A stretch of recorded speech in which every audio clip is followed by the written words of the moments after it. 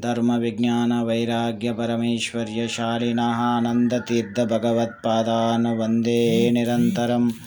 व्यासाय भवनाशाय श्रीशाय गुणराशये शुद्ध्याय शुद्धविद्याय मध्वाय च नमो नमः। श्रीगुरुचरणकमलभ्यो नमः। श्रीमदानन्दतीर्थभगवत्पादाचार्यगुरुभ्यो नमः। श्रीकृष्णाय नमः। श्रीकृष्णाय नमः। न प्रयोजनाधिकरणम् ओम न प्रयोजनत्वात् ओम. In this adhikarana, Purvapakshin raises the question whether the God creates the world to serve any of his purpose or without any purpose. If he has any purpose to be achieved, then to that extent he must be wanting in that respect. That means he was imperfect before creation, and imperfect cannot be the creator of all. It cannot also be said that he has no purpose. No wise person will undertake an activity without any purpose. Hence, he cannot be creator without any purpose also. Kimoso prayojanam apeksha shrushtyaadikam karoti prayojanam anapekshaiva va. No ubhayatapi sarvakartutvam sambhavati.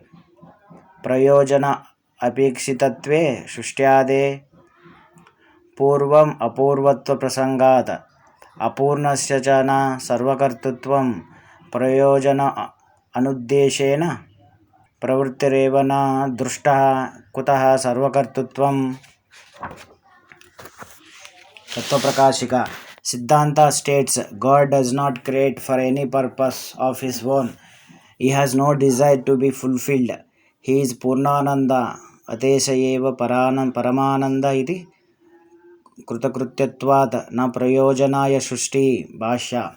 Om लोकवत्तु Leela Kaivalyam Om. Just as a result of overjoy, one jumps and dances. God creates without any specific purpose of his own. He is Purnananda. यथा लोकमत्तस्य सुखोद्रेकादेव नृत्यगानादि लीला न तु प्रयोजन अपेक्षया. एवमेव नारायण संहितायां सृष्ट्यादिकं हरिर्नैव प्रयोजनम् अपेक्षतो कुरुते केवलानन्दाद् यथा मत्तस्य नर्तनं पूर्णानन्दस्य तस्येह प्रयोजनमति कुतः. मुक्ता आप्याप्तकामाः स्युः किं तस्य अखिलात्मनः.